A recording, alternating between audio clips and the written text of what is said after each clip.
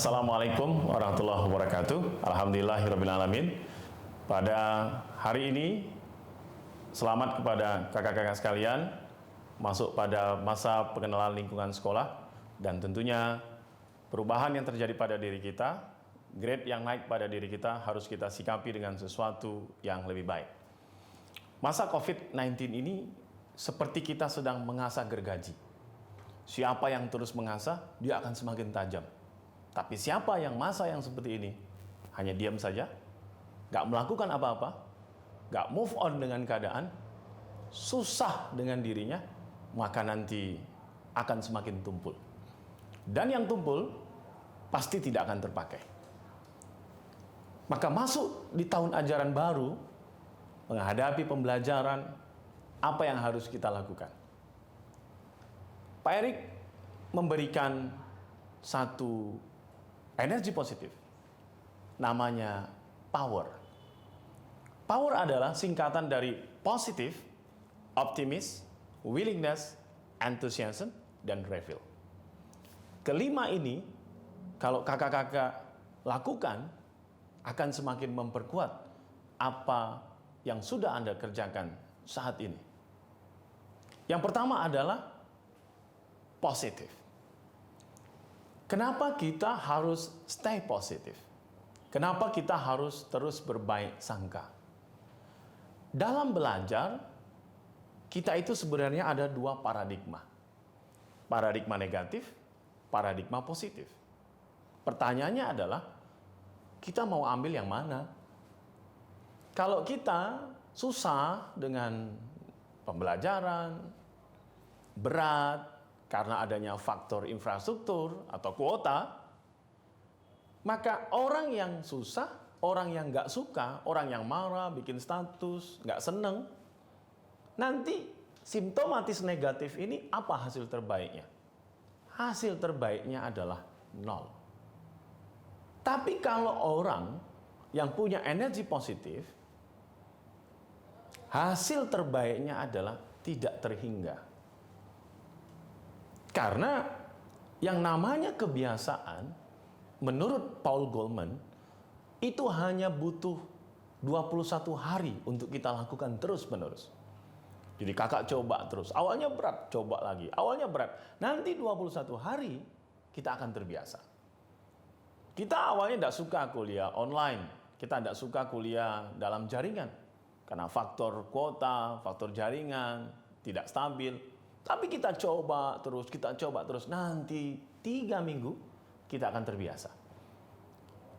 Yang menarik adalah, kalau terus kita lakukan konsisten, nanti 3 bulan, dia akan membentuk lifestyle. Belajar online menjadi lifestyle.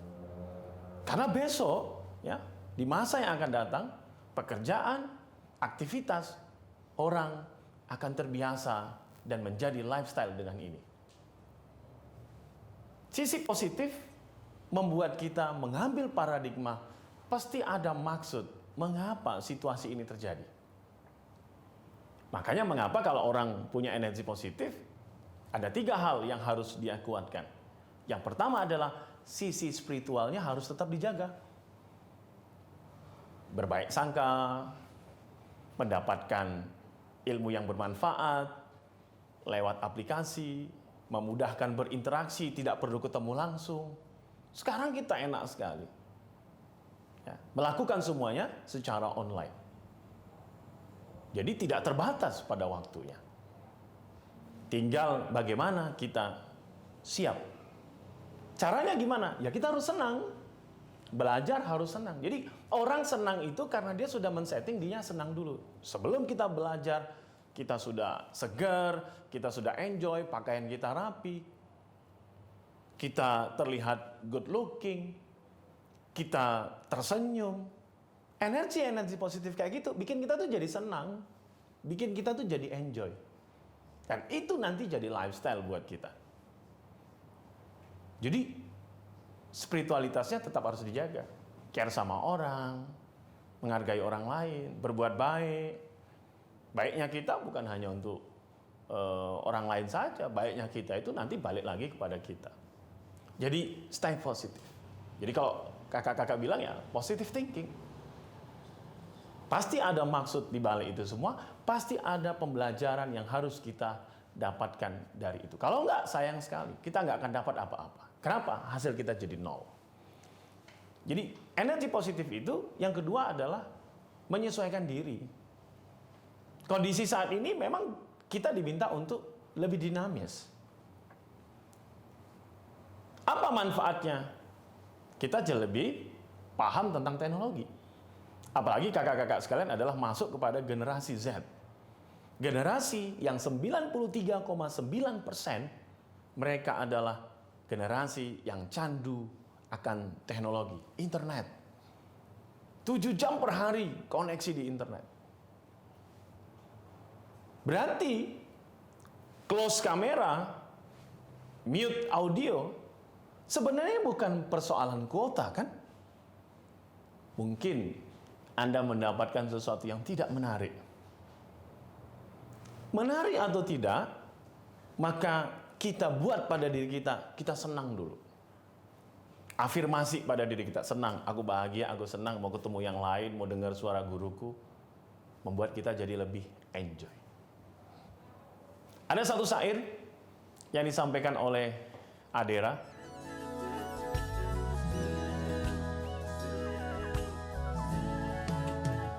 Bila ingin hidup damai di dunia, bahagialah dengan apa yang kau punya.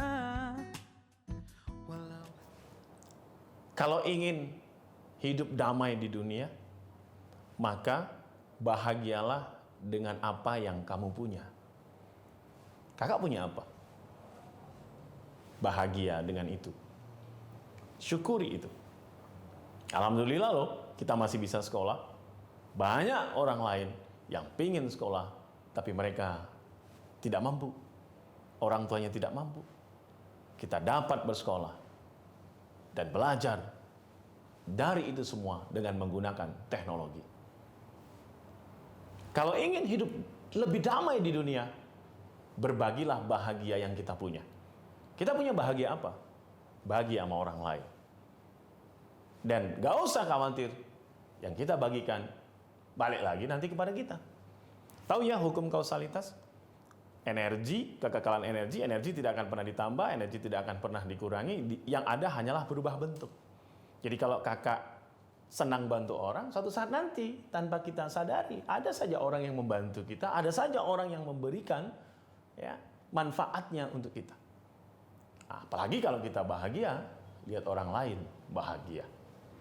Hidup kita jadi lebih damai, hati kita jadi lebih tenang, belajar kita jadi lebih enjoy. Banyak prestasi dihasilkan dengan kondisi yang seperti ini. Asah terus potensi kita. Ya. Dan yang ketiga, energi positif itu apa? Dia harus dinamis. Dia harus bisa mengupgrade terus informasi apa yang terbaru. Apalagi yang baru. Karena memang ini zamannya. Kakak tahu kan sekarang eranya kolaborasi, kita nggak bisa sendiri dong. Kalau sendiri ketinggalan. Anda dengar pansos, panjat sosial, orang yang terkenal dibantu sama orang yang terkenal. Kita saling kolaborasi, orang punya podcast, dikolaborasi. Kita belajar juga begitu. Mari kita berkolaborasi, saling sharing ilmu, saling presentasi. Itu bikin kita kuat. Kalau sendiri, kita ketinggalan. Tapi kalau kita bareng-bareng, kakak punya tim yang bagus, Anda akan menang. Ini persoalannya hanya, kita mau ngalahin ego kita apa enggak? Tinggal kita. Kalau kita marah karena diri kita, saya nggak dapat apa-apa, saya capek dengan ini semua, akhirnya capek ke kakak juga. Maka egonya jangan untuk diri sendiri, tapi coba egonya untuk keluarga. Iya ya, orang tuaku sudah ngasih aku kesempatan, keluarga aku sudah support kakak, adikku, guru-guruku, ya teman-temanku, tetanggaku, ya keluarga besarku, support aku semua. Maka aku nggak ingin ngecewain mereka. Karena nggak ingin mengecewain mereka, maka yang muncul adalah egonya sudah keluarga. Kita ingin ngasih yang terbaik untuk keluarga besar kita. Jadi kalau kita ditanya, siapa Wisnu? Oh anaknya Pak Aan ya. Bapaknya bagus, anaknya bagus. Oh siapa? Nanda. Oh membanggakan ya. Jadi orang senang gitu. dan keluarga kita bahagia punya anak seperti kita. Makanya mengapa kalau kakak lihat, kalau ada orang di wisuda, atau kakak selesai sekolah menengah pertama atau madrasah sanawiyah, ada orang tua yang menempelkan foto kita itu di ruang tamu keluarga. Pajang ya. Pertanyaannya buat apa sih orang tua mau ngelakuin itu? Satu aja sebenarnya. Kalau temannya datang, kalau sahabatnya datang, tetangga mampir ke rumah, mereka lihat foto itu. Pertanyaannya sederhana. Ini siapa, Pak? Ini siapa, Bu? Apa jawaban orang tua kita? Apa jawaban keluarga kita? Ini anak kami. Sekarang di mana? Sekarang sedang menjadi seorang manajer, menjadi pengusaha. Bangga. Yang dengar senang, yang ngomong bahagia. Apa sih susahnya bikin keluarga kita bahagia? Kita nggak bisa ganti apa yang mereka berikan kepada kita. Sejak lahir banyak sekali pengeluaran. Sampai sekolah dicariin. Apa yang mau kita berikan? Kalau Pak Erik mau saran, kasih mereka kebahagiaan. Kasih mereka bahagia punya anak seperti kita. Itu aja. Kita nggak akan bisa ganti semuanya. Karena kita nggak akan sanggup. Tapi kita bisa memberikan karya terbaik kita untuk bikin orang-orang di sekitar kita bahagia. Nah, kakak-kakak sekalian, kakak ngerti gak? Apa yang bikin manusia itu jadi lebih kuat? Tantangan, persoalan, bikin kita lebih kuat loh. Kenapa ya Kak Sinta itu orangnya tenang aja kalau ada persoalan? Karena persoalan itu udah pernah terulang. Dia udah sering ngalami kayak gitu loh. Kenapa ya kamu kalau gagal, gak berhasil sesuatu, kamu biasa aja dan mensikapinya dan kamu move on lagi dengan itu? Ya karena Anda pernah belajar dari itu kan. Coba lihat burung. Gimana caranya anak burung terbang? Sayapnya dia kepakkan. Dia coba mengangkatnya, jatuh lagi. Bahkan mohon maaf, ketika mereka pertama kali terbang, ada yang sampai jatuh. Tantangannya udara, angin. Tapi justru ya, udara itulah yang bikin burung itu terbangnya jadi bagus kan. Itu masalah buat dia. Tapi itulah yang bikin dia terbang. Kura-kura dari darat mereka ke laut, berenang pertama kalinya. Tantangannya ombak, air laut sendiri, binatang yang lain. Tapi yang survive, wah, usianya puluhan tahun kan. Memang air bagi dia jadi tantangan, tapi air itu yang bikin dia juga survive. Nah, kita sebagai manusia, kakak sebagai pelajar, apa yang bikin kakak jadi semakin kuat? Ya tantangan. Ya, hambatan yang kakak bisa keluar dari itu semua. Persoalannya nggak bisa kita ubah, sudah terjadi. Tapi kita tinggal mengubah cara pandang kita kepada persoalan itu. Kenapa jadi pusing? Ya karena mikirin itu terus kan. Pak Erik kasih contoh deh.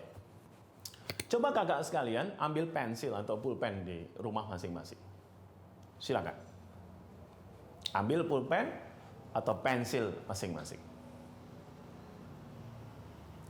Sudah? Coba pensil atau pulpen itu kakak letakkan di telapak tangan Anda. Ya, misal seperti ini. Pertanyaan Pak Erik. Berat atau ringan? Berat apa ringan? Pasti Anda bilang ringan. Ya kan? Coba angkat lagi.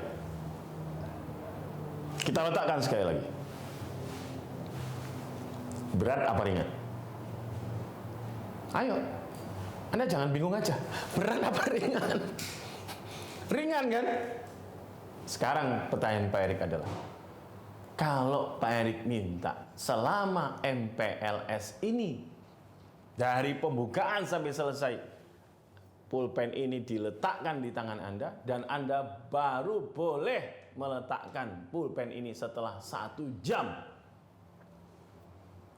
Apa yang kakak rasakan? mulai pegel ya, mulai pegel. Kalau 2 jam gimana coba? Mulai agak geram ya. 24 jam coba kayak gini. Sebulan kayak gini coba. Pulpennya bukan yang berat pulpennya akhirnya, yang berat adalah pegel tangan kita yang megang ini. Kadang persoalan kita itu seperti pulpen. Seperti pensil yang kakak pegang.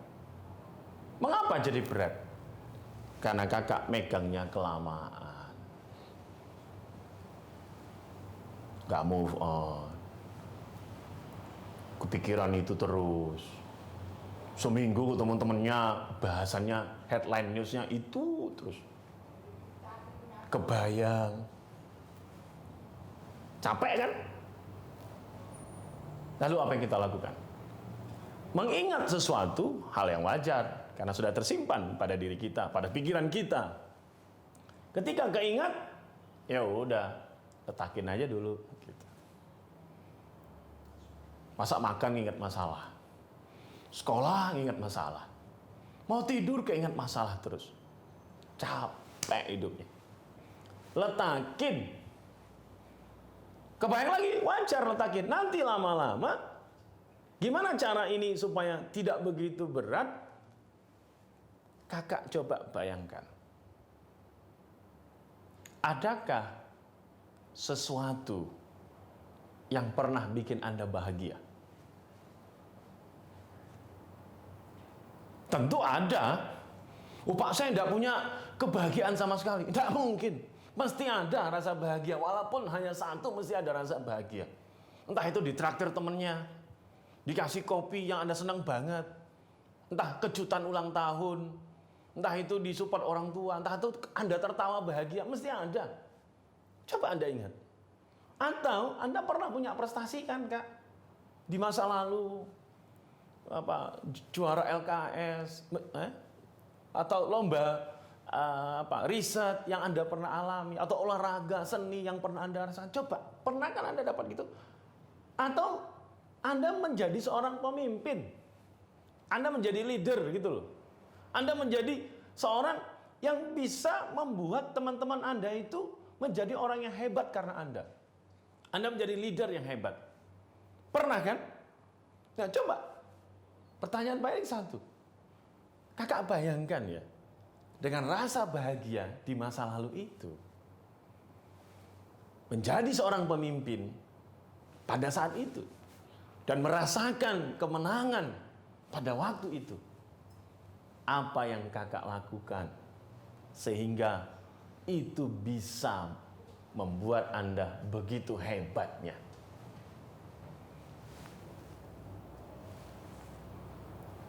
Apa kebiasaan yang Anda lakukan sehingga Anda bisa sesukses itu?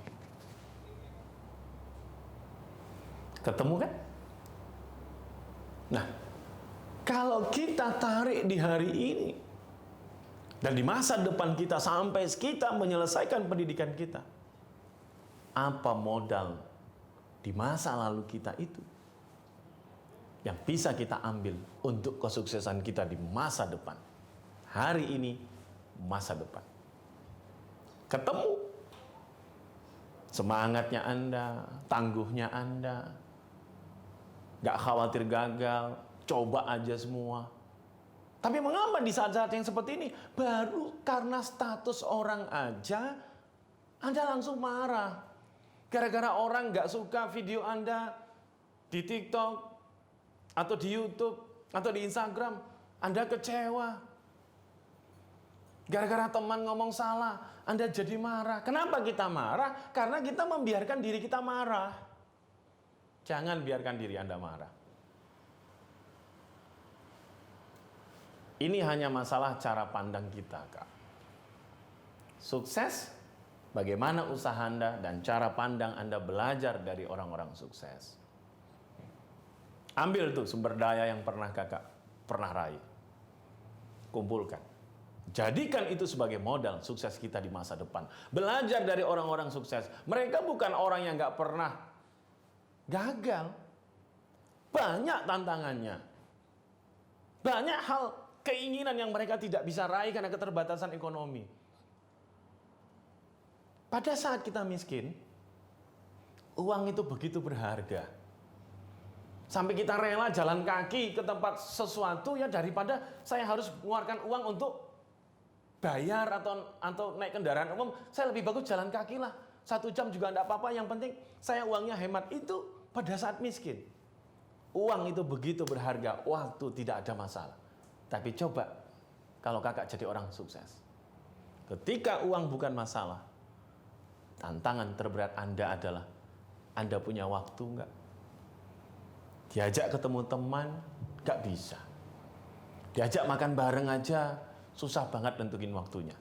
Mau jalan sama keluarga aja, susah banget nentuin kapan bisanya. Kita masih belajar, kita syukuri, kita masih terus belajar. Kenapa? Ini anugerah dari Tuhan yang patut kita syukuri. Kita tambah wawasan kita jadi orang hebat. Ikhlaskan diri kakak-kakak semua menjadi orang yang ingin mempersembahkan yang terbaik untuk orang yang dicintai, keluarga kita, guru-guru kita, sahabat kita, dan orang di Indonesia. Ini egonya sudah universal. Memberi manfaat untuk banyak orang. Bukankah kita bahagia jika kita bikin orang lain bahagia, karena adanya kita bikin bahagia banyak orang.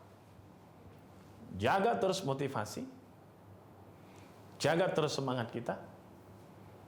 Sesuai prinsip momentum, motivasi itu tidak akan datang di awal, dia akan datang ketika kita berjalan. Gimana caranya supaya kakak belajar semangat? Kakak baca bukunya. Kakak tenang baca buku, kakak bolak-balik.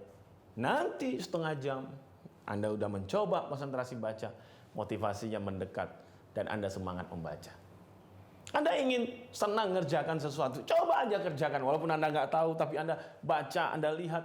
Nanti 15 menit kemudian, setengah jam kemudian, motivasinya mendekat. Dan Anda coba untuk mengerjakan semuanya.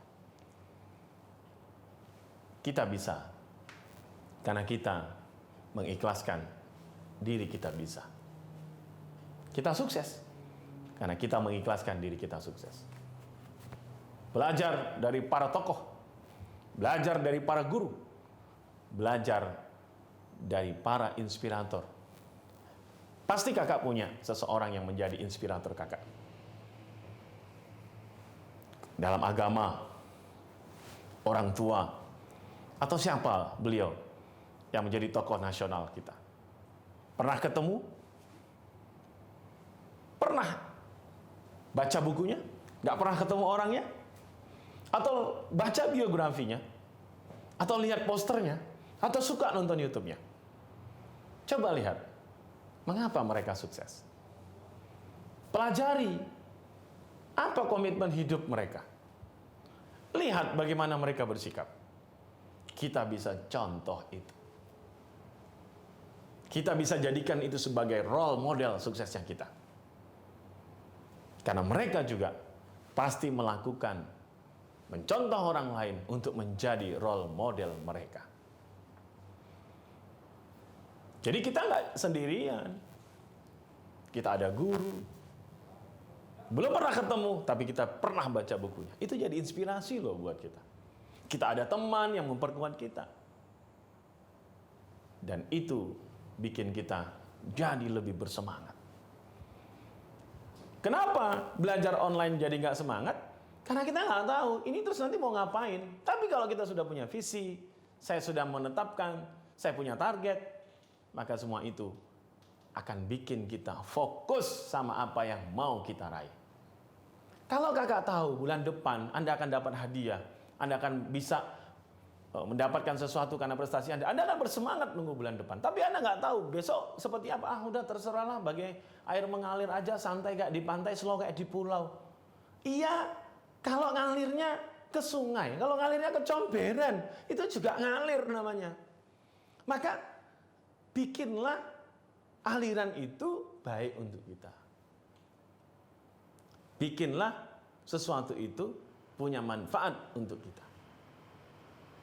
Kenapa kita jadi bersemangat? Karena kita tahu apa yang mau kita tuju. Karena kita tahu apa yang mau kita raih. Dan karena kita tahu kita melakukan itu semua bukan hanya untuk kita saja, tapi untuk orang yang kita cintai. Keluarga kita, guru-guru yang selalu mensupport kita. Orang yang kadang kita tidak tahu, yang selalu memberikan penguatan kepada kita. Bahkan doain kita tanpa mereka pernah ngasih tahu. Kakak-kakak sekalian, masuk kepada sekolah yang baru, ke tingkatan yang baru, membuat kita masuk kepada level berikutnya. Masuk kepada tantangan berikutnya. Nikmati proses itu, senangi semuanya. Buat diri Anda bahagia. Itu adalah bagian yang harus dilewati untuk meraih kesuksesan diri kita. Sumber daya yang pernah kita alami kesuksesan, rasa bahagia, menjadi pemimpin, bahkan kita pernah menang. Ingat kembali, oh iya, aku pernah menang. Oh iya, aku pernah merasakan rasa bahagia. Munculkan hari ini, jadikan itu untuk modal sukses kita di masa depan. Selamat untuk pendidikan yang kakak tempuh saat ini. Banyakin teman, banyakin kolaborasi, buka wawasan, sesuaikan diri kita. Yakinlah, yang kita lakukan hari ini tidak akan pernah sia-sia. Siapa kita besok bergantung kita bagaimana hari ini. Dan bagaimana kita di masa depan bergantung apa yang kita lakukan hari ini.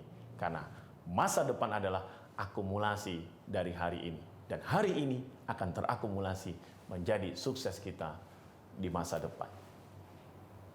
Banggain orang tua kita, banggain guru kita, banggain semua orang yang pernah mensupport kita. Bahkan orang yang nggak ngerti, tapi kita tetap mendoakan mereka. Dan energi positif itu akan terus menjadi power hebat untuk kita semuanya. Sehat dan sukses selalu. Saya Rekri Saputra, selamat buat kakak-kakak semua. Assalamualaikum warahmatullahi wabarakatuh.